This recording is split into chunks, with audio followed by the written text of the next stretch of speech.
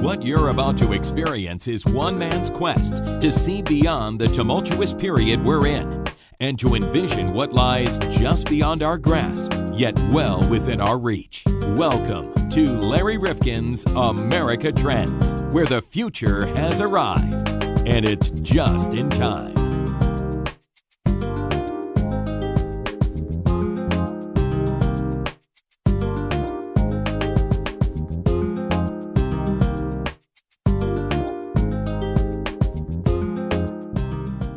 Welcome back to America Trends, and John Krofsick and I are going to double team our next interviewee. And John, he's one of our favorites. We had him on last year talking about recycling efforts. CJ May. Yeah, we got big problems in this country and in the world, so here's the guy that can give us the answers. Now, he's a magician, too. You know that, John, right? Yeah, I know. My money disappeared. When he came in? Well, he was also a pickpocket in an earlier life. But no, he's a wonderful guy, CJ May.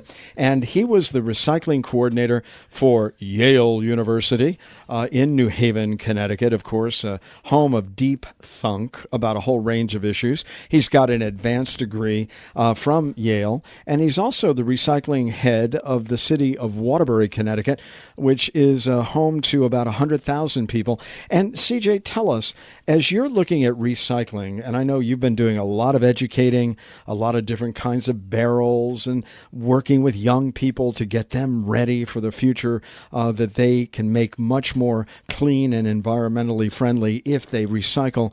Is the message getting through? What's going on generally with recycling in this community and the nation as a whole? Well, I think we're doing a good job of trying to get the message out to everyone, but we're not succeeding in getting the message out to people in a way that changes their behavior. And that's the important thing. One of my favorite gurus talks about community-based social marketing. His name is Doug Mackenzie Moore. He's a psychologist, and he talks about how you change behavior. And simply putting out flyers about recycling or giving people buttons does not change people's behavior and will not turn a non-recycler into a recycler. If somebody's already interested in recycling, such things will say, oh, thank you so much. Now I know how to recycle in my new neighborhood. But if the person hasn't been a recycler and you want to get them to start that habit, you have to go about it in a slightly more sophisticated fashion, at least in the United States. Americans do not like to be told what to do. And if I come to you and say, Larry, you better recycle or else you're hurting the environment, you may give me a rude gesture and walk away. Whereas in other countries, people kind of say, oh, yeah, let's do this. We're going to be part of the solution. Whereas Americans, you have to appeal to them in a different way in order to get their buy-in. So what are the ways that you can appeal to them without being a lecturer or somebody who's looking down upon them for not wanting to be part of the solution? Well, money is one way, and you can help people do the right thing in terms of money. The second thing is convenience. It really needs to be convenient for people to recycle. And in Waterbury, where I'm working now, and in Yale, we really tried to make recycling convenient by making sure that everyone had recycling bins along with trash bins, whether it's at your home or in your office. And that way you can do the right thing easily. But also, as people in marketing have said, the best way to sell anything is to sell it with a story. And if you go into a wine shop and you say, hey, can you tell me what kind of wine to buy? And you might say, well, here's a good red and it's $15. And you might say, fine, that's fine. But they might say, you know what? Let me show you this other red. It's a little more pricey, $19, $20. But the guy who makes it is using the same cask that his grandfather did when he came over from France. And he does this new thing with the wine. He's giving you a 15-minute story. You might buy that more expensive bottle of wine because the story is so rich. And when we ask people to put their cans and bottles into a different bin, we need not just to say, put your cans and bottles in the bin, and people say, okay. They need to understand why. And if you tell them why, some messages will click for one person, some messages will click for another. For the city of Waterbury, for instance, and I think this is true for most municipalities across the United States, if you recycle, you save money. And the way I did that as a magician, and you mentioned my magic, is when the economic situation was a little better, I could say, Waterbury makes some dollars whenever we recycle. And I would pull a $5 bill out of my wallet. Then I would say, but if you don't recycle, if you put all those cans and bottles into a trash cart, what's going to happen to them? They're all going to go to Bristol, at least in Connecticut, because we burn our trash. And that costs Waterbury $2.2 million. And it costs millions of dollars for any municipality of anybody listening to your podcast. So the point is, though, do you want to earn money or burn money? Because if you don't recycle all that money and then my wallet catches fire, the $5 bill goes up in a big whoosh of smoke and flames, goes up in smoke. And this is a wonderful thing in a divided country like ours right now. And I can say to Democrats and Republicans, do you want to earn money or burn money? And everybody's going to say they want to earn money. And the best way to do that and help the planet is just to put your cans and bottles in the right bin. But CJ, I think young people, and John, I think you would agree, young people are really open. They want things to be better and good and healthy. And as adults, we get a little cynical. And they've heard government say, well, we really want to save here and ration, or this is a way for us to make money rather than spend money. But sometimes the messaging for adults, I'm not certain how readily it goes through. Well, that's why I did generally talk about the money issue and saving money for Waterbury, because municipalities across the country are financially strapped. And if I can say you have a $2.2 million trash bill, your tax dollars are going to burn stuff that you could save money for, to many adults, that does resonate. Now, when you talk about young people, they may not care about the tax bill. They're not paying the tax. They're a kid. They're 10, 12, 8 years old.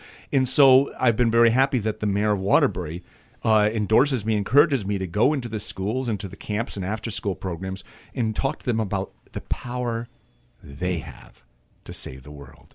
And I think that's something every kid wants to know. What can they do that's magical? And they can change old into new with the magic of recycling. And that's an empowering thing. And kids don't want to feel like, oh, just put it into place. They want to feel like, I just did something that was pretty cool. And you do a great job of it here in Waterbury. We see you, pictures of you on social media, the newspaper, doing things. What impact is it having? What can you see? Well, not as much as I want. We're also plateaued Waterbury. The good thing is, and I think since the last time we talked, is that we basically brought Waterbury up to the national standard. Every Waterbury household now has a 95-gallon cart. And it's as big as the trash cart, and it's for cans. And that makes a difference. It makes it easy for people to use. It's well labeled. It's in English and Spanish. It's got pictures, so we did everything we could do.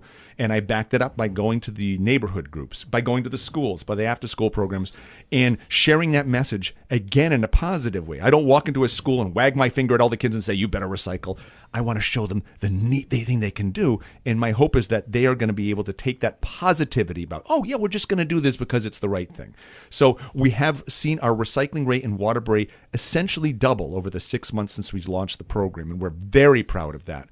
But we need to get to more people. And I think the problem nationally, as you brought up with your first question, and in Waterbury are about the same, is that the people who are going to recycle easily, who's going to change their behavior easily, are doing so. Thank goodness. 2 out of every 3 households in Waterbury is participating. So we got about a 65% participation rate. That means they put out their cart once a month. Not every day, not every week, but once a month.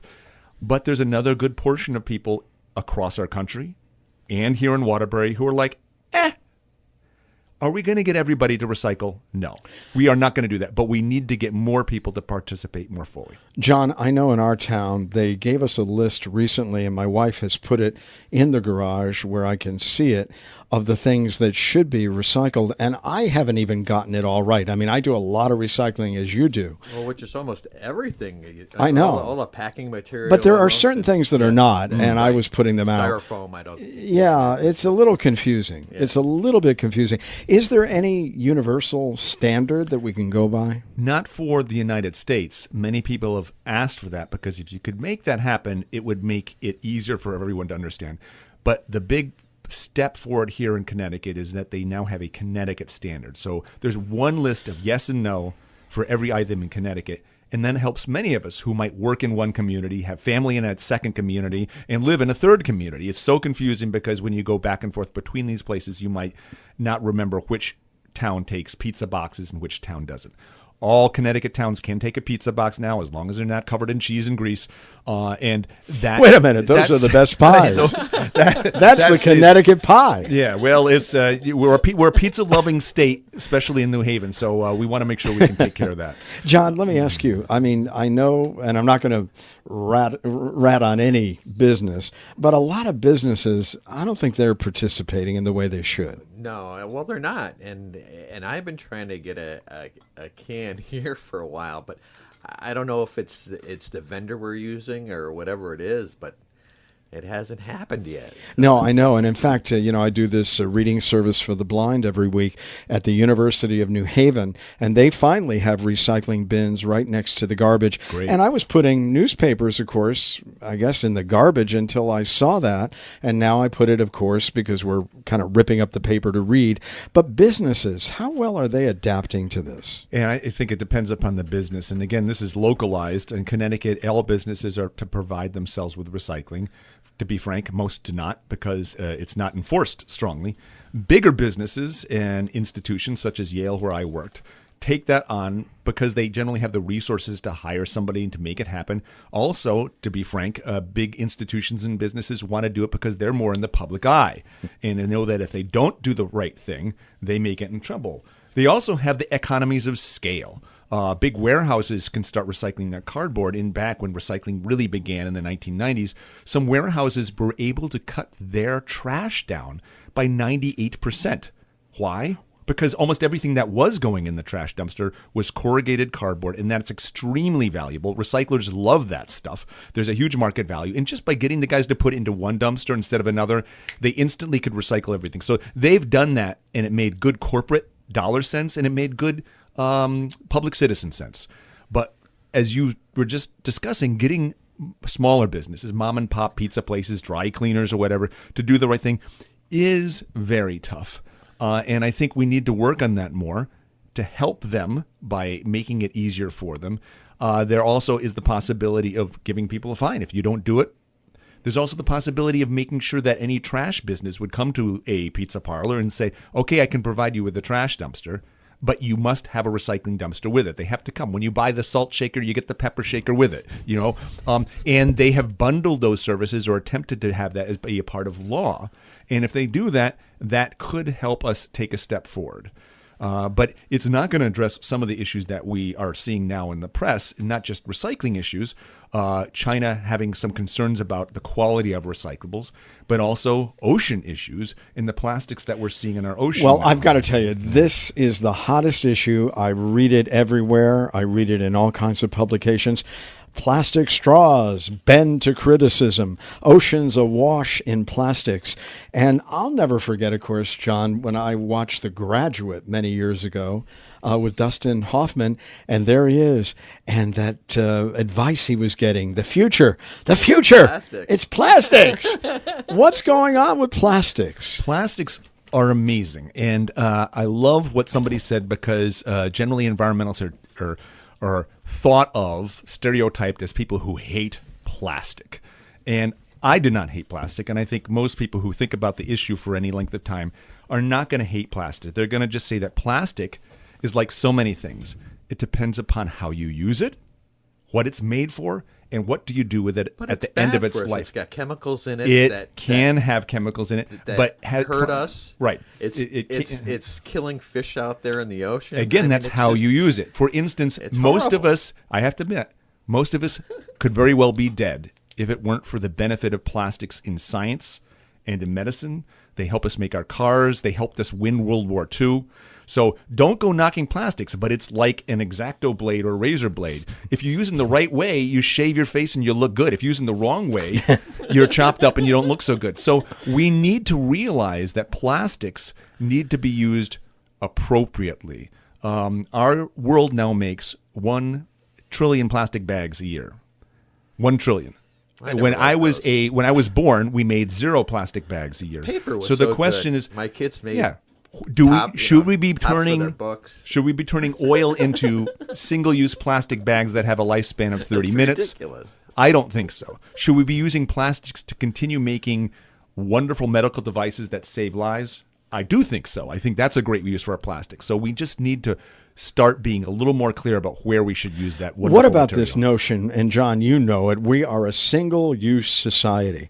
So we go to Dunkin' Donuts or Tim Hortons or we go to Starbucks and we get this plastic straw on this way that we're carrying our beverage. And by the way, most people, and I know, John, you're not one of them, but I was just reading where Starbucks now, about 57% of the beverages that they are now selling are cold. I like cold coffee. You know that. You don't. But the point is that we're using this single-use device.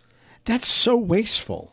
It is a big issue, and I've had a lot of fun walking into Starbucks and Dunkin' Donuts and McDonald's with my reusable metal travel mug and saying, hey, could you refill this for me?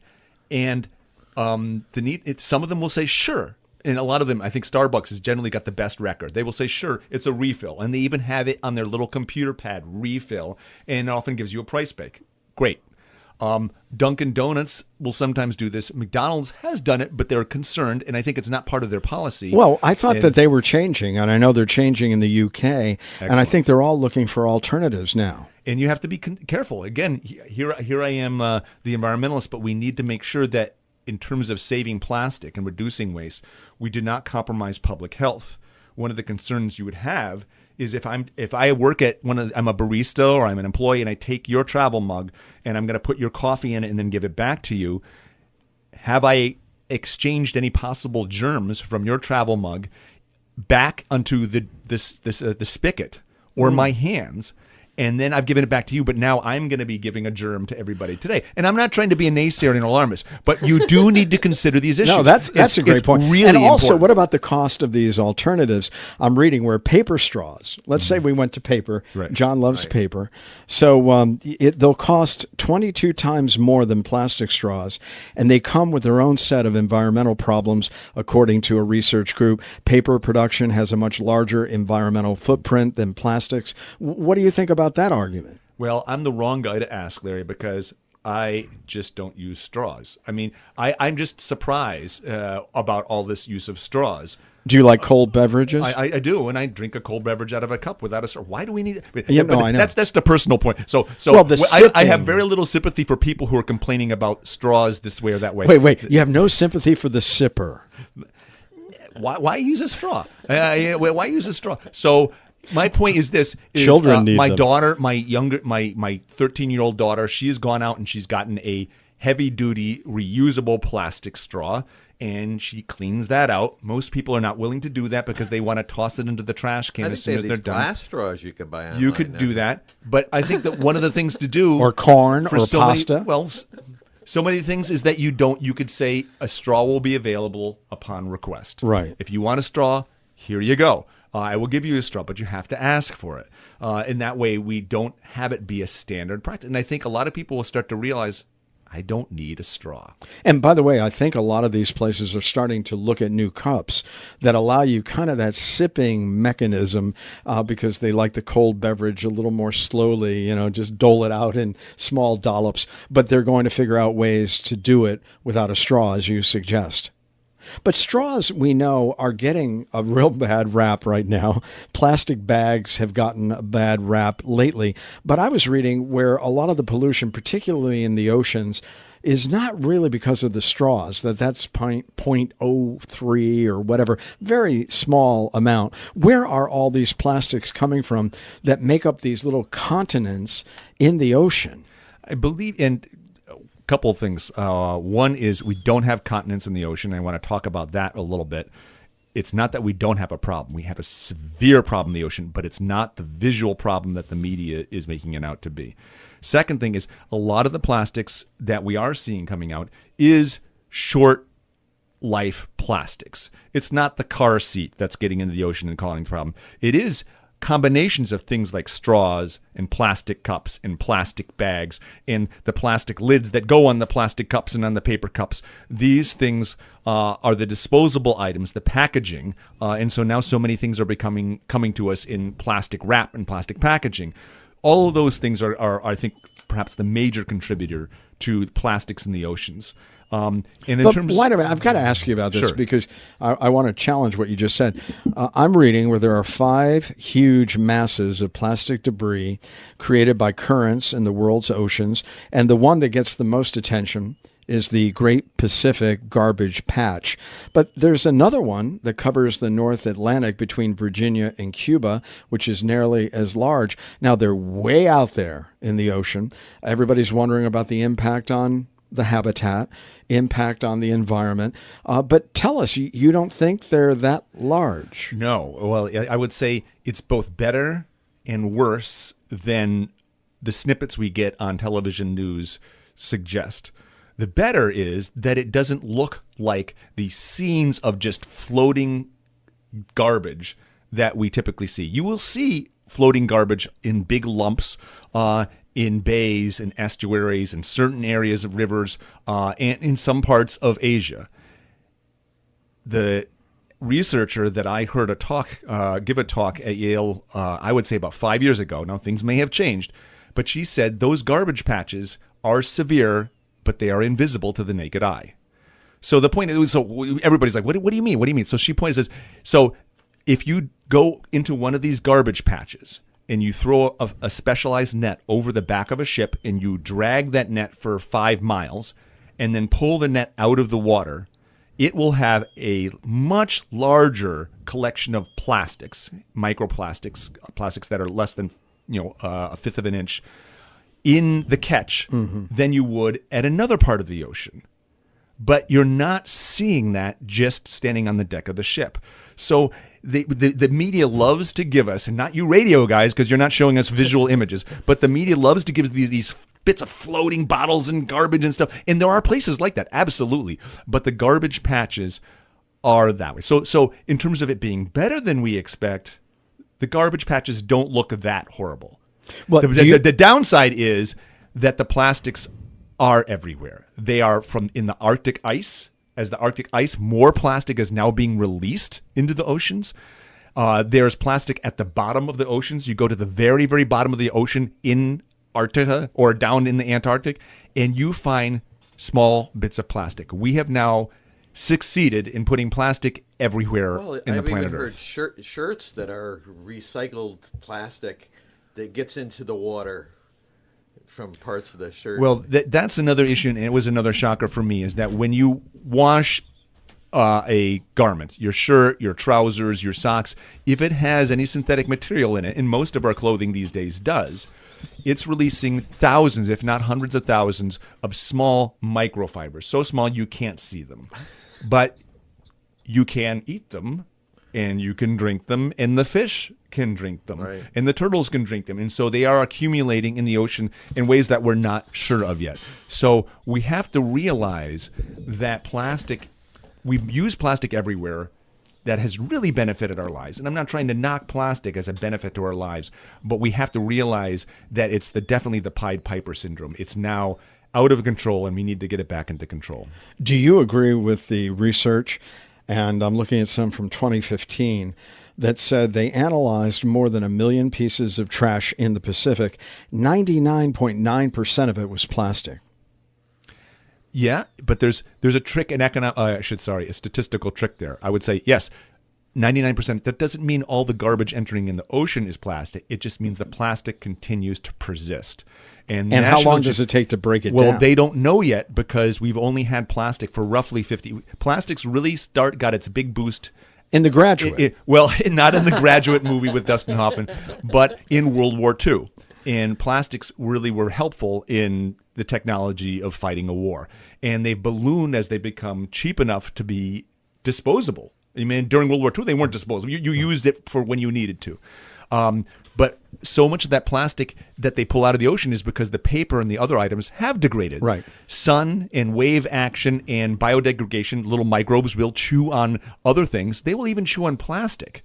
But it's harder to chew away the plastic. Is it possible that it'll take hundreds of years? Yes. I mean, the estimates, I think, and again, the National Geographic just produced a really amazing issue on plastic in oceans, and they said the estimates are 400 years or forever. I mean, it doesn't truly degrade, not in the way that your apple core will degrade. It's a polymer, and that's why plastic is so wonderful. It's strong and it's resilient. It stays around, and if you want it to be there for your tool in your radio studio the way that's a wonderful thing. But you don't want it in the ocean. Yeah, by the way, there's a piece of plastic right there on his microphone. Jon, did you read this one? The World Economic Forum said there'll be more plastic by weight in the ocean by 2050 than fish. Wow. And what's it doing to the fish? I mean, that's the question. That's a big issue, and there's some stuff that we know, Jon, and there's some stuff we don't. One that we know is for many fish, it's accumulating. It's getting into their guts. They're eating the fish, and birds are getting that. Some birds are starving to death because plastic looks like food as it breaks down and gets smaller. It fills their stomachs, and then they can't eat anymore. So they keep eating more and more plastic, and they're always hungry, but they can't. There's no nutritional value, and so they. And of course, it was that picture of, was it a whale with a straw? Oh no, it was a sea turtle. A sea turtle that got everybody's attention. And I have to admit, went back to my original thing there. Although those are gruesome images, and I don't like to play on those feelings, I have found that people react strongly to that image, and that is a real world story. And every child who might go, what can I do to help the planet? Is make sure your straws don't get into the ocean because you don't want the sea turtles to get it. And the kids will remember that.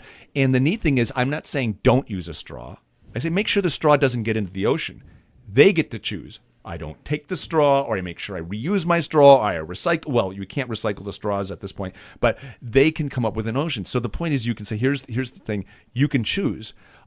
So when you talked about back to the fish, we do know that it is accumulating in a lot of sea life. What we don't know, and this is actually somewhat scarier for human health, is that plastics absorb chemicals. A lot of the harmful chemicals that humans are releasing into the ocean, they get absorbed onto the plastic itself, or some of the biological algae and stuff that's on the surface of the plastic. Then that can get into the fish, and so we might be transferring more quickly harmful chemicals from our pollution that get into the ocean, into the fish, and guess what? Back into us. So they're looking into those issues to try to determine whether or not we could be harming our own health, people who eat fish, because plastic is aiding in that transfer of pollution. And by the way, I don't want to exempt people who live inland who are listening to this. Oh, no. Because I'm reading where this lightweight plastic litter can blow off of garbage trucks or barges or out of landfills and then get dumped into rivers, sewer systems. So we're all contributing to this, whether we live near the shore or we don't. Well, here's a great activity for any of your listeners to try out with children or adults, and we did this as a part of a Women of Water program with Girls Inc. here in Waterbury. You ask a child to take a flat piece of paper, they crumple it up, and then they fold it somewhat flat, and it looks kind of like a topographic map with little tiny hills and valleys. You can put then some glitter on it, and glitter is something I discourage people from using elsewhere because it can be plastic that gets into the oceans, and that can be solid trash that you might dump on the ground, represented as if you put it onto the hills and the mountains and the valleys. Then you take a little bit of food coloring that could represent oil or other liquid chemicals. That's all covering that flat sheet of paper on a table. Then someone comes by with a spray bottle, and you spray that, and you watch the glitter in the food coloring slowly going downhill and gathering in the little tiny rivers and the little tiny lakes, and they're all going, ew, because now they start to see it all accumulate. And then at the end of our project, we had a sort of a baking tray, and that was the ocean. And all of them came over and slowly tilted their little countries, and all of that material flowed down the little streams off of the sheets of paper into that baking tray, and it was pretty gross. And that was a way for them to show these young girls. And it's great that you talked about inland, because we are not on the coast. But what we do here does affect the oceans, because everybody is upstream from the ocean. Absolutely. And when we think about it, plastic bags about a year ago really were the talk of the town. Everybody was saying we've got to get rid of them. I'm wondering what kind of legislation, ordinances in communities are really beginning to take away this option of bags and straws. How active is the political environment in this regard? It's starting to move in a direction of more action. I would say 5 or 10 years ago, when people were starting to consider recycling or banning plastic bags in Connecticut, other states, or even other countries, people were like, really? Really? But now we have seen a number of countries either ban the plastic bag and issue fines for it, or at least put a tax or a charge associated with the fee. Here in Connecticut, 2 municipalities, Westport and Stamford, have actually banned the plastic bag. And I have to admit, I was concerned about this as well. And a number of years ago, I asked a friend of mine who was a researcher on environmental ecology and these issues, and I said, well, what do you think about banning plastic bags? And I loved his candor. He said, I really don't like bans, but sometimes they work. And I don't think any of us, especially in America, like telling somebody you can't do this. But if something is so problematic that it's frequently making its way into our streets, into our rivers, and causing literally death and, issues, we should reconsider it. And people say, well, gosh, but how am I going to shop? The way our parents shopped and our grandparents shopped. You carry your own bag, you use a paper bag. And they're attempting to do that. Is that message catching on? And is that a message that you, as a recycling coordinator for a relatively large, medium-sized city, are you trying to get that message across? Bring your own reusable bag. I'm certainly telling people about that and suggesting that. That's not anything that Waterbury is considering in terms of a ban. But I'm just saying, hey, reuse those bags. Reuse your bag if you can. Take a reusable bag. Or if you have shopping bags, you can participate in the WRAP program, WRAP. You can recycle plastic bags and wrap in the United States at Stop and Shop, ShopRite, and some other stores. Right, and I do that now too. And that's now a big part when I go to the grocery store. I'm always starting at the exit where I can drop my old plastic bags and so forth. Mm-hmm. Is that really catching on? We've seen some increase in Connecticut when we worked very hard to promote it. I found social media, Facebook especially, to be very helpful in getting that word out. And a lot of people echo what you've just said. They say, oh, yes, now I go to the store and do that. My concern is that not enough people will do that to make it truly effective in curbing this, I think, misuse of plastic or really keeping it out of our rivers and lakes and oceans. What I love is what some environmental gurus have said is that we should only make things in our industrial society that either are recyclable, and that we do recycle, are compostable or biodegradable, or are dangerous enough to the point where we take them back automatically. So what's a recyclable thing? Well, like your aluminum can. Your aluminum can for your soda or your beer, you put it back in the recycling bin, it gets recycled. That's not a problem. Compostable. Well, your apple core, you can compost it. We should collect those to compost those because about 1/3 of all the trash we have in the United States is biodegradable. It's leaves, it's grass, it's banana peels, all that stuff. But there are other things which we need to change. And this is a scary story that I heard of in terms of plastic, and it's going even beyond what we're talking about. And I forgot who this speaker was, but they talked about a tractor trailer load of Nike sneakers. So if a tractor trailer load of Nike sneakers crosses from New Jersey, where it's been taken off the ship and brought through New York and brought to Connecticut, and it's going to be going to a Walmart distribution center, that's legal because those are shoes that are going to be sent to market. If, however, they were to find once it reached the distribution center that for some reason those shoes had a malfunction which would make them unsaleable, legally speaking, that tractor trailer would now become a tractor trailer of hazardous waste. Wait, how is that possible? Because our shoes, the soles of the shoes and the leather uppers of the shoes, contain so many very toxic materials that that quantity is hazardous. Well, then why is it being able to come in and cross those state boundaries? Wow. Because they're going to be sold as individual components. And that makes me a little concerned. It says, wait a minute, so it's okay to hand out hazardous waste to children and moms and dads and joggers in a pair with each shoebox. That's okay, but it's not okay if it's just one big lump. There's a problem in that picture. Here's the other problem related to that is generally most sneakers don't get recycled. There are a few sneaker recycling programs, but not real recycling. But every time you scuff your shoe, you're releasing toxics into the environment. And so think about it. Look at your shoes after you've worn them for 6 months. You're going to see a wear, right? Right. Where did that rubber go? It went onto the ground at your business, on the curb, in your house, in your lawn. And then what happened when it rained?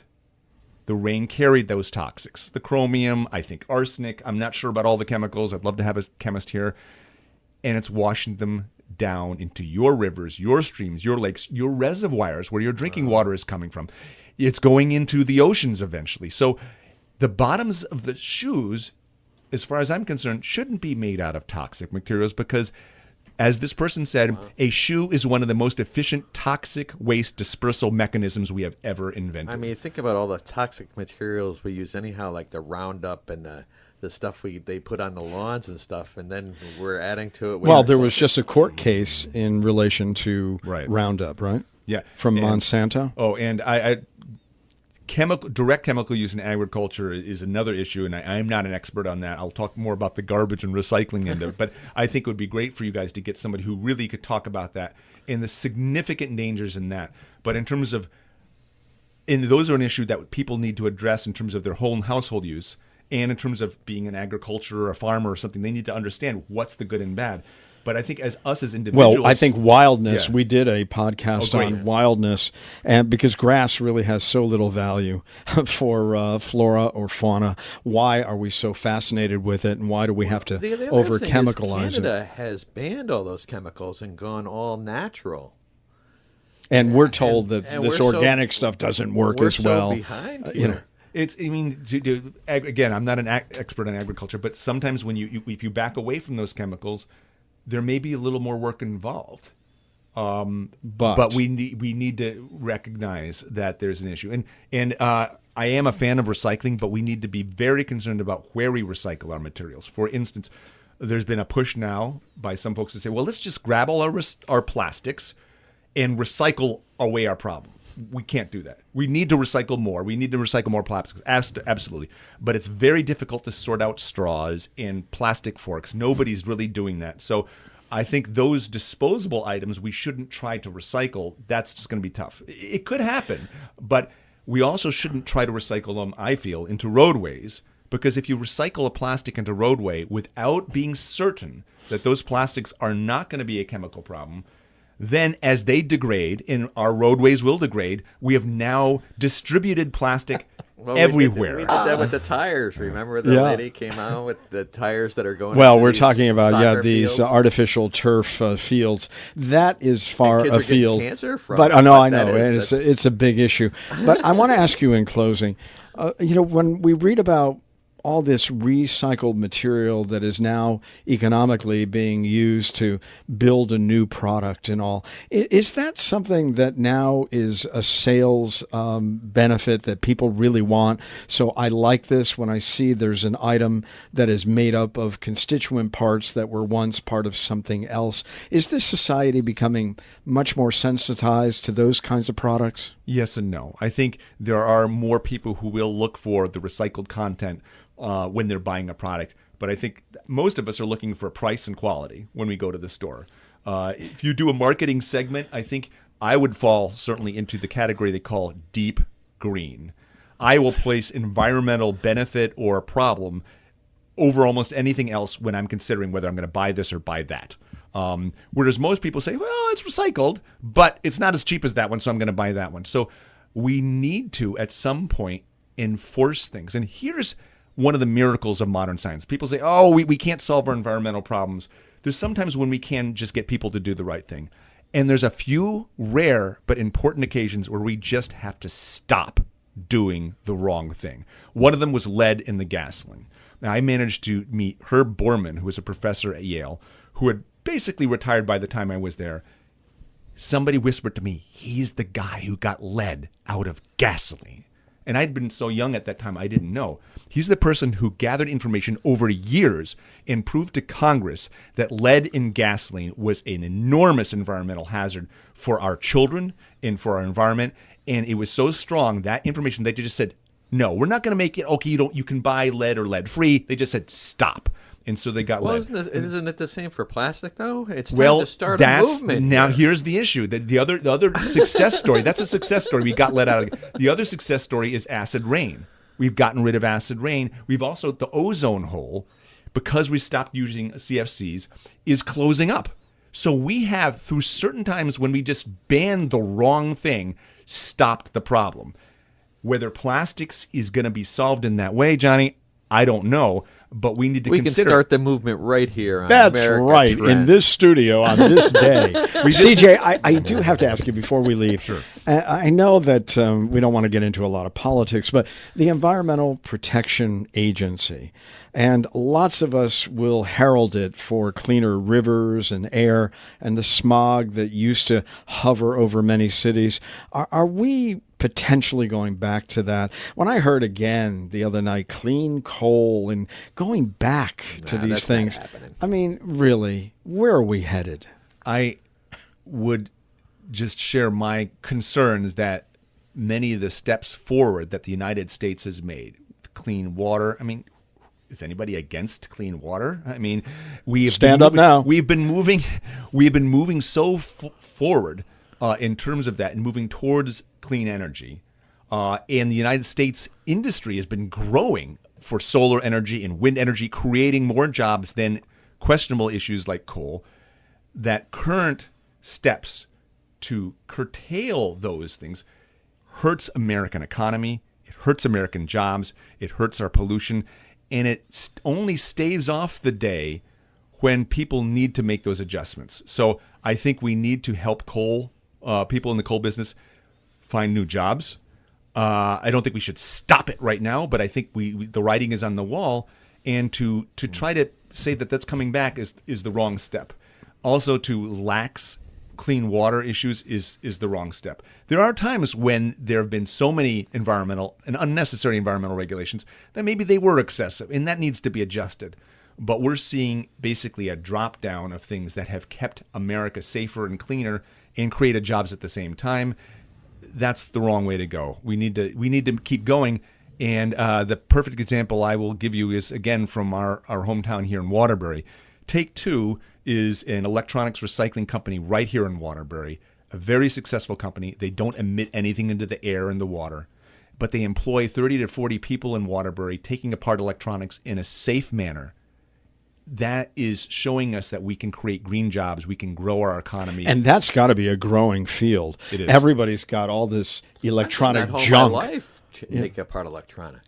I know, but John, you've got all this electronic junk because John goes with every generation. He's really smart about this stuff. So what do you think about the recycling of it, John? I think it's great. I mean, in electronics, there's a lot of silver and gold that's used in a lot of electronics. So if they can figure out a way to cleanly recycle stuff and reuse that, I mean, it's well, I think wonderful. your teeth now look great with all of that. I really do. It's a different look. It really is. Well, if you wanted to be a rapper, it would work. Well, listen, we're having a lot of fun, but we're also getting out a lot of information on this podcast on America Trends.